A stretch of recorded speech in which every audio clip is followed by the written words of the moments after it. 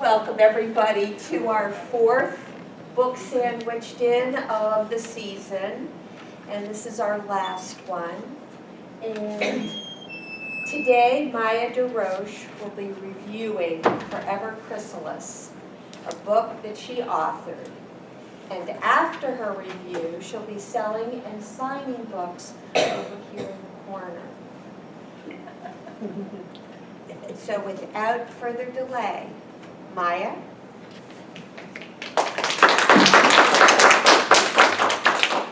Thank you, Barbara.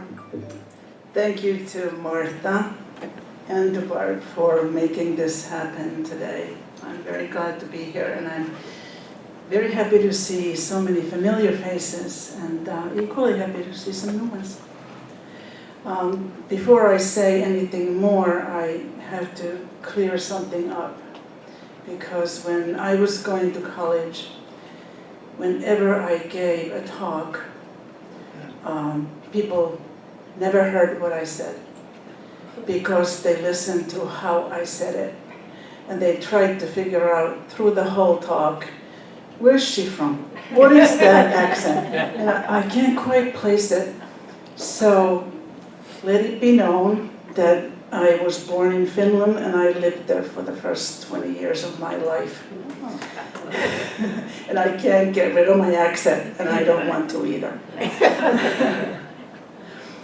I was asked to review my book, and as I am a Finn, I was baptized Lutheran. And with them, to say anything positive about yourself is really a big no-no. That would be considered boasting. So I'm not going to say anything good about my book. And I'm also not going to run it down. So I'll just leave it to you to figure it all out. The book is Forever Chrysalis, which refers to a metamorphosis, and yet while we metamorphose, we also stay the same in that we are born a certain type of person, and we sort of hold on to that all our lives. Yet if we talk to someone who has known us all our lives, they will say, well, you're not the same anymore. So it's kind of a two-edged sword. When they designed this cover, the publisher's designer asked me what I wanted on the cover. And I said, I don't really care, just something about a butterfly and something about the finger legs. So she sent me this, and I looked at it and I said, perfect. So I didn't quibble about it at all. I said, yeah, that works for me. And this happens to be the Watkins Glen Gorge, and I lived 2 miles from it for 33.5 years. So it works very well. The book is about mothers and daughters, secrets and lies. When I retired in 2009, I knew that I had to put this book on paper. I had sort of, it had been milling about in my head for many, many years, probably 15 years. And it sort of coincided by the time that most of my friends were starting to come to me and to each other and say, what am I going to do with my mother? Their moms had all sorts of problems. They had dementia, they had mobility issues, they had Parkinson's, they had cancer, and they were all looking at where to go from this moment on. when I left Finland when I was 20, I had already lost both of my parents by the time I was 19, and I'm an only child. And when people started to talk about their parents, especially their moms, I started to suffer from survivor's guilt. I sort of thought, how did this happen to me? That all my friends are all tied up in knots about their moms, and I have nobody to worry about. So that's kind of what gave me the compulsion to start writing. I actually didn't finish this until the COVID year. Gave me a nice opportunity to sit down and do nothing but write, so that was good.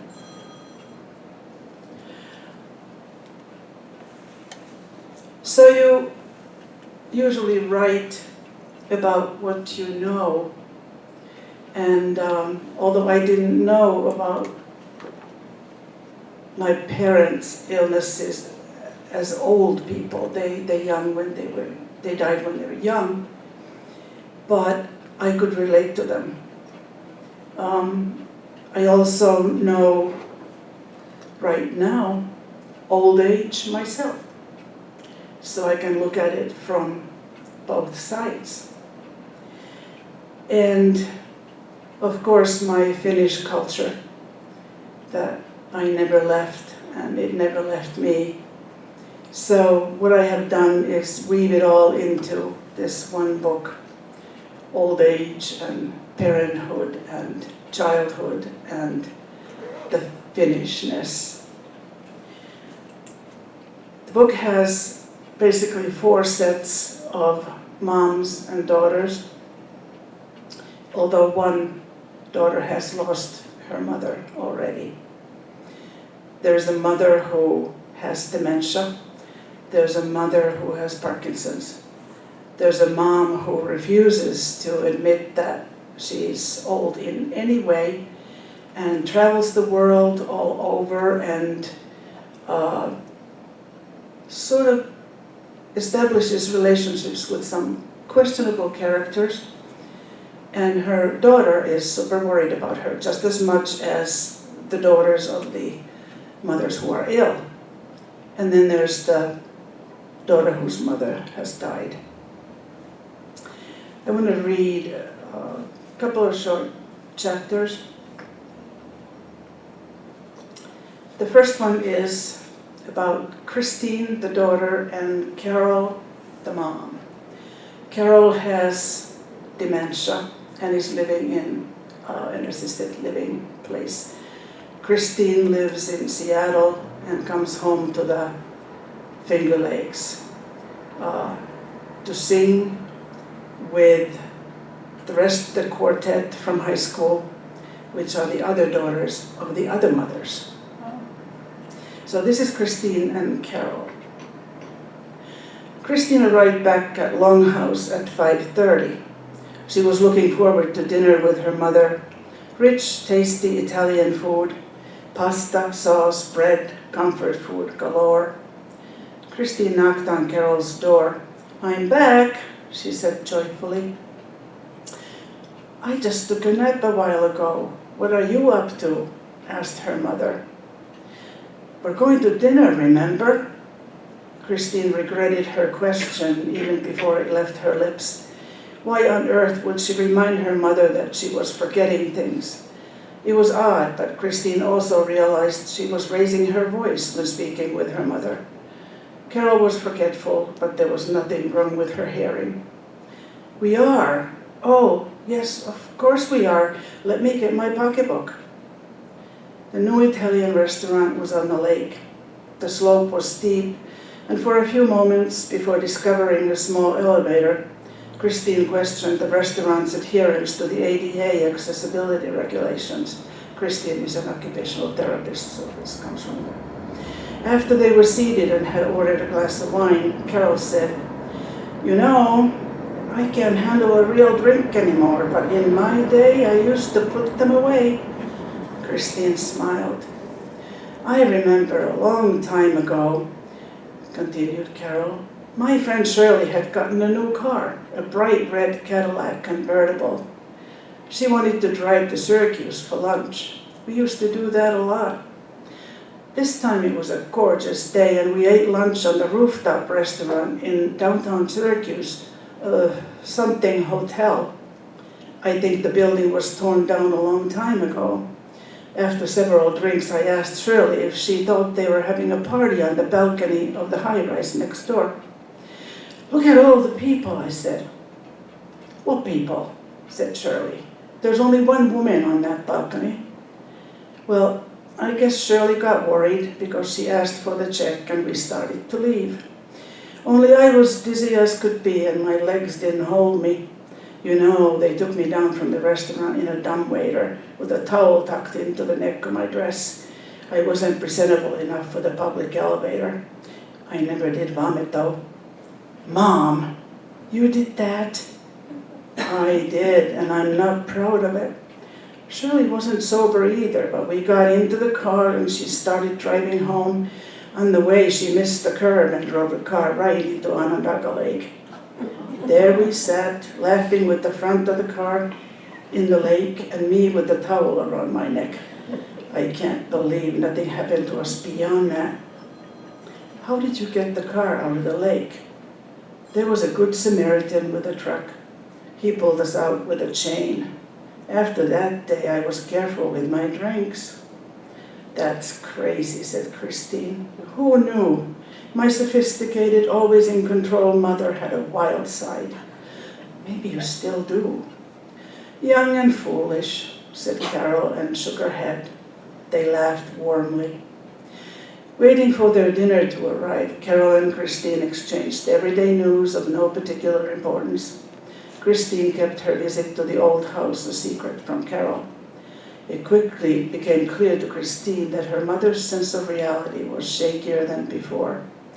However, old memories of Carol's childhood in the 1950s and the early years of her marriage to John were vivid and warm to her. Carol repeated a couple of more stories that Christine had heard numerous times before. The stories made Christine drift into a nostalgic daydream of days of her mother's youth, days of landline phones and regular TV channels with commercials for cigarettes, staples of her mother's youth. Ah, the sexy man with a cigarette dangling from the side of his mouth in the magazine ad, every girl's dream. Probably an improvement from the 1940s when doctors advertised a particular brand as cigarettes they would smoke themselves. Mom, other than Margaret, do you ever see your old friends? Christine wondered how much Carol's life had actually changed since her move from their house had uprooted her. Not much, but you'd better ask some of the staff. You know how my brain is these days. I tend to forget. Carol cut the lettuce in her salad into tiny pieces and mixed it with her fork, loudly scraping the sides of the small glass bowl. Christine touched her on the wrist and said, that's probably enough. You don't miss the old friends, the women in the neighborhood, the Lutheran ladies group, the knitting club? I guess sometimes I do. Who's in the knitting club again? The entrees arrived. Lasagna for Carol and chicken marsala for Christine. They ate without talking, concentrating on their taste experiences as if any outside distractions would spoil the enjoyment. Only the waitress kept disturbing their peace with periodic inquiries about their satisfaction or their need for anything. The inquiries were delivered by Gina, a black-haired beauty whose name was embroidered on the pocket of her blouse. She spoke with a lovely Italian accent, making sure that no word ended with a consonant. Any dessert? The ladies declined the tempting delicacies presented to them on a tray, plastic facsimiles of the real cakes, torts, and cookies. Where in Italy are you from? Asked Christine.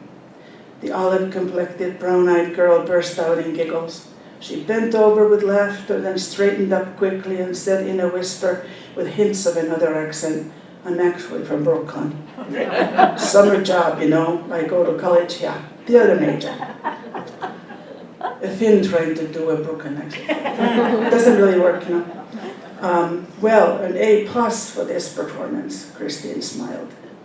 She fooled me, said Carol, when the waitress walked to the next table to take an order from a family with 2 small boys who sat in their chairs facing left, right, backwards, and upside down, despite their parents' attempts to have them act like adults. Well, giving Christine and Carol a quick wink, Gina launched into her best rendition of the Italian accent. Christine leaned forward to her mother and said, "There she goes." With a loud voice, Carol said, "Here she comes, there she goes, all dressed up in her Sunday clothes. Nobody knows whether she wears any underclothes." The little boys looked at Carol inquisitively, and one of them lay down on the floor to take a peek under the waitress's bright red skirt. A moment of parental corrective action followed. The boy sat back on the chair, his face expressing visible displeasure.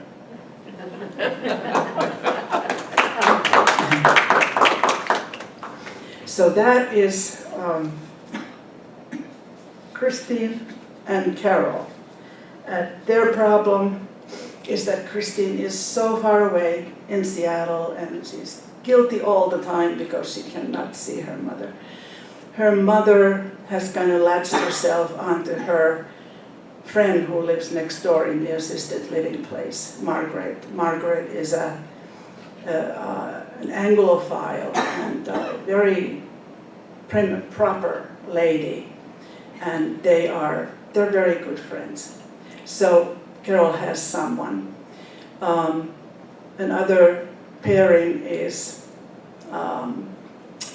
Kaisa, who is from Finland. She's sort of like me. And her daughter, Alice.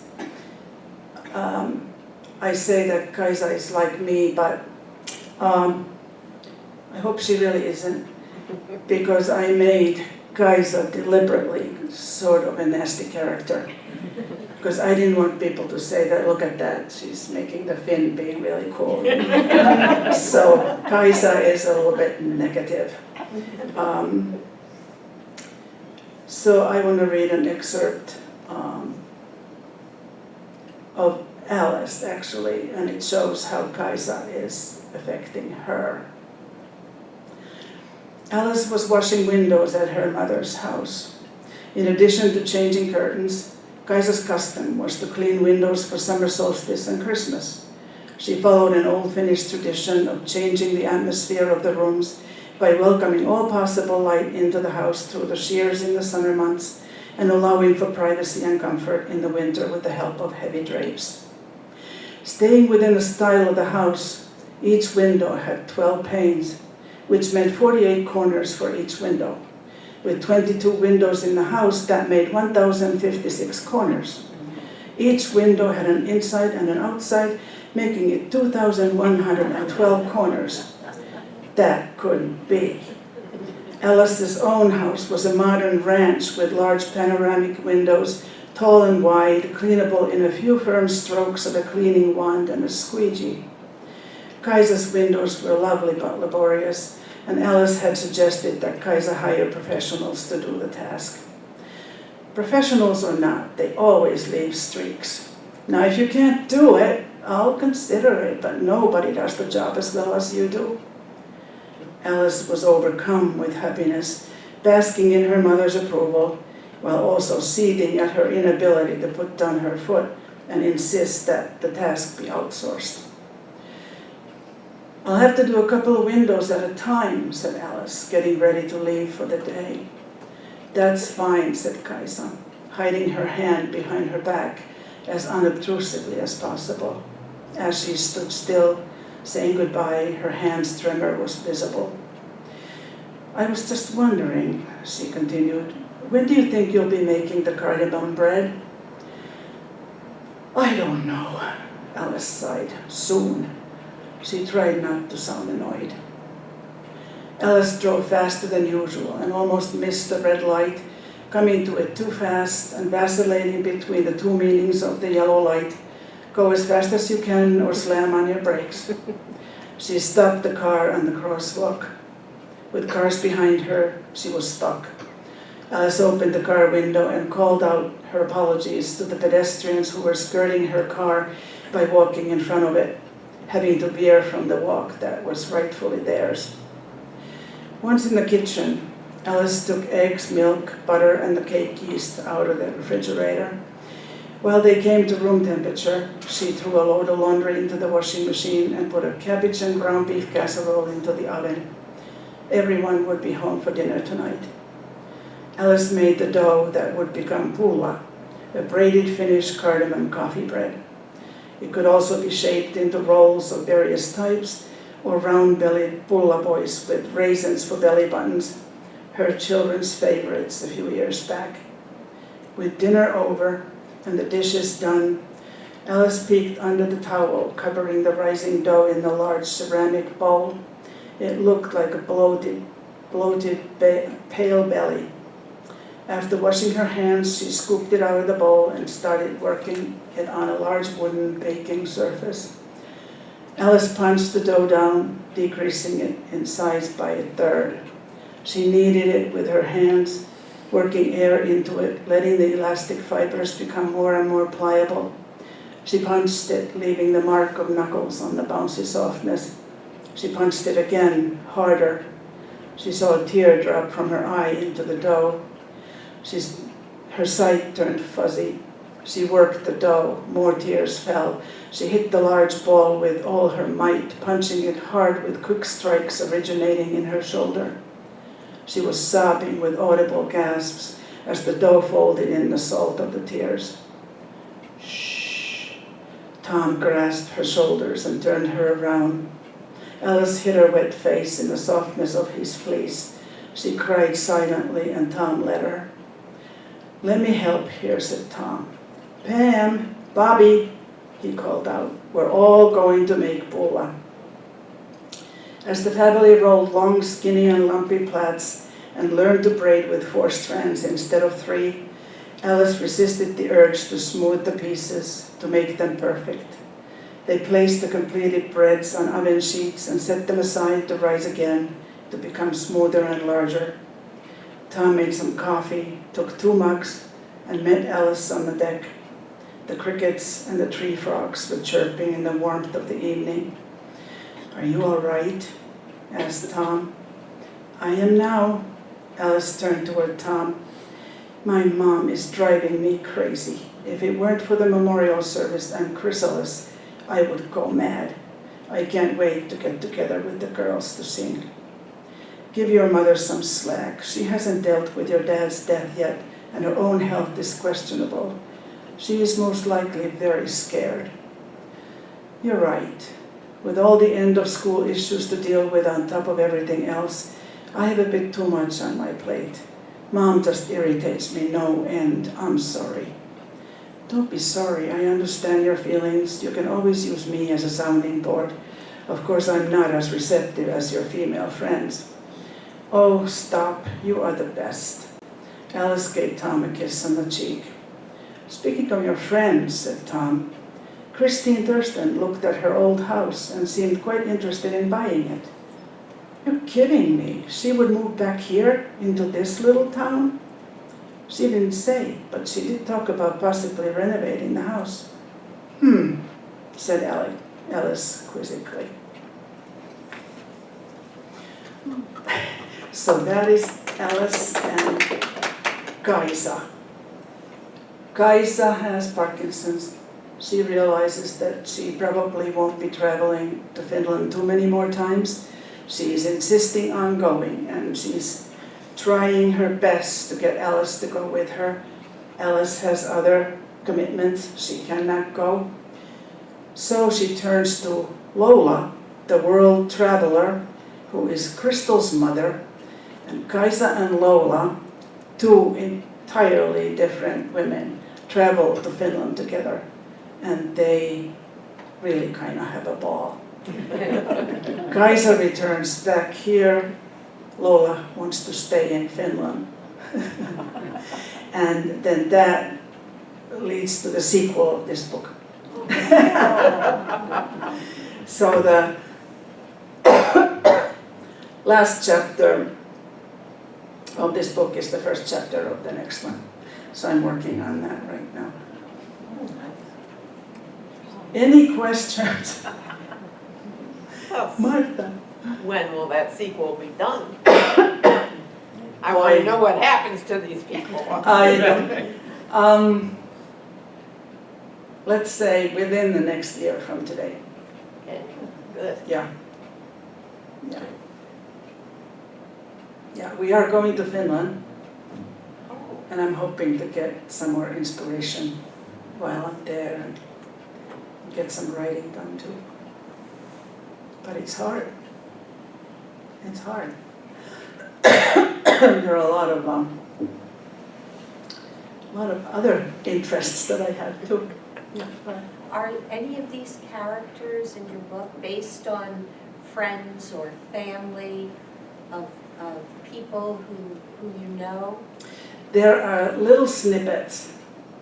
Nobody is a pure someone that I know, but we knew a grandma type person in Oswego where my husband and I went to school, and he rented a room in this little old lady's house. Now I realize that when we met her, we said, oh, there's this little old lady.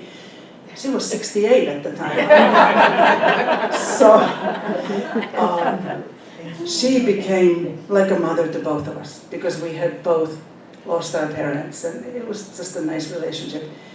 She used to say these little ditties all the time, like the one that Carol would say about the underwear.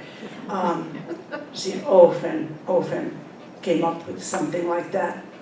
So there's that. Her sister really kind of is the Anglophile person, very kind of snooty, and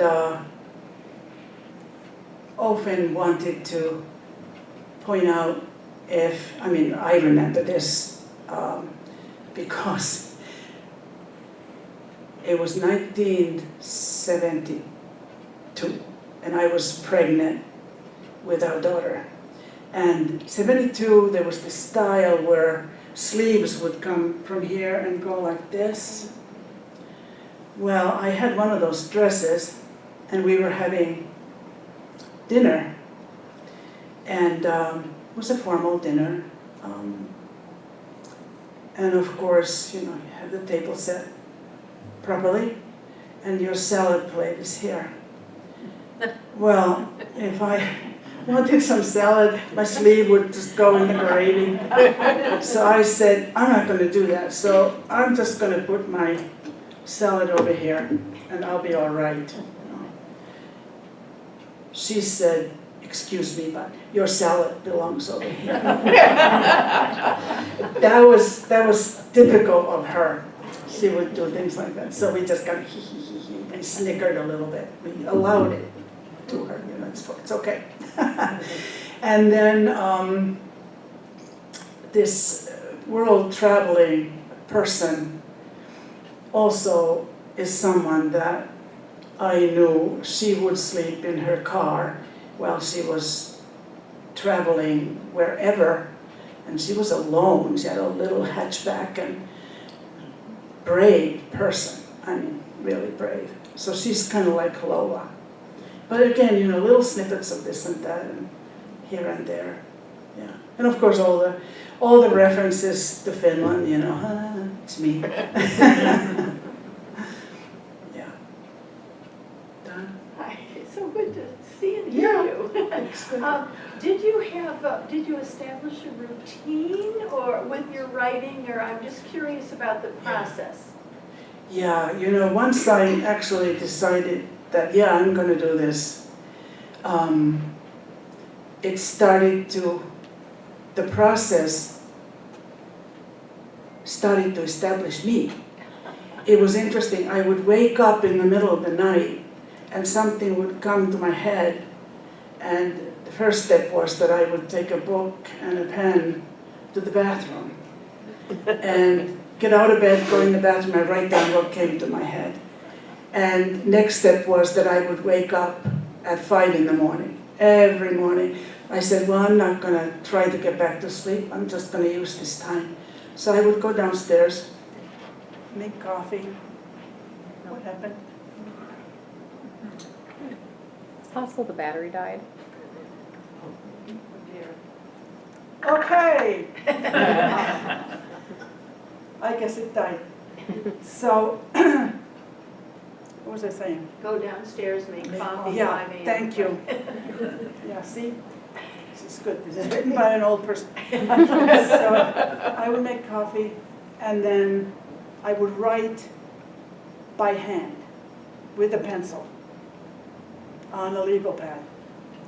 There's something about the brain, to the arm, to the fingers, to the pen, to the paper that doesn't happen when you type.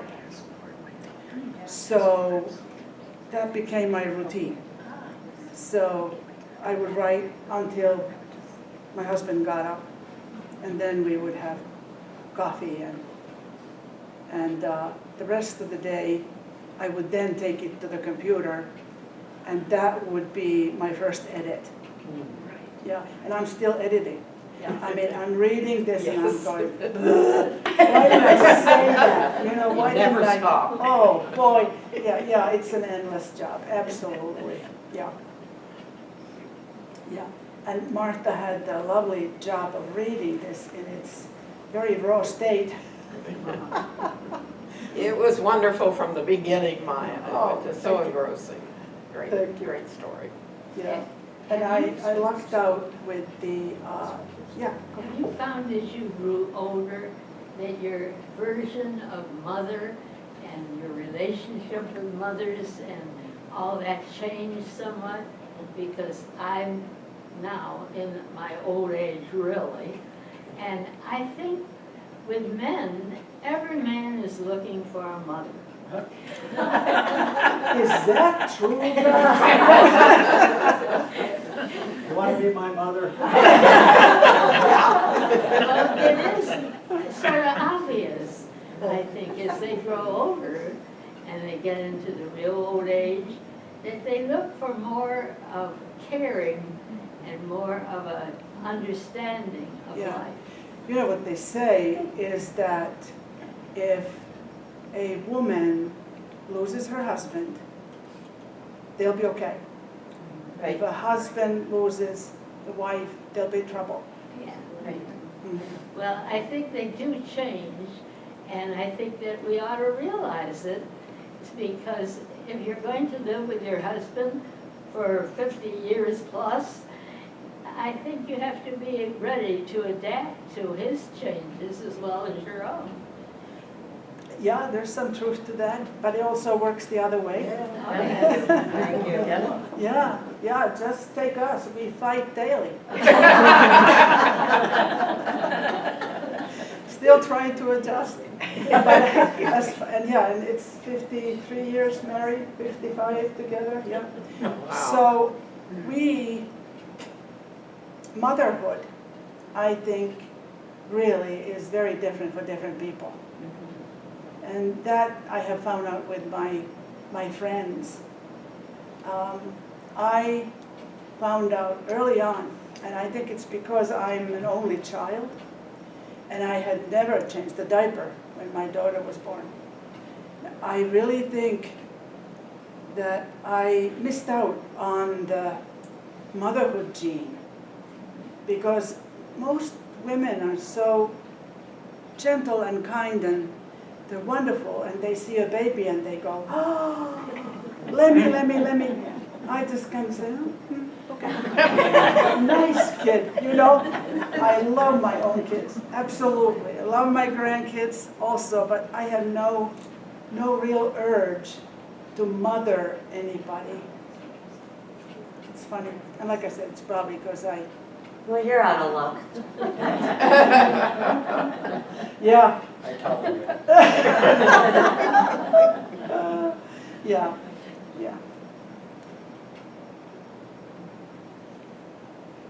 Anything else? Well, thank you very much.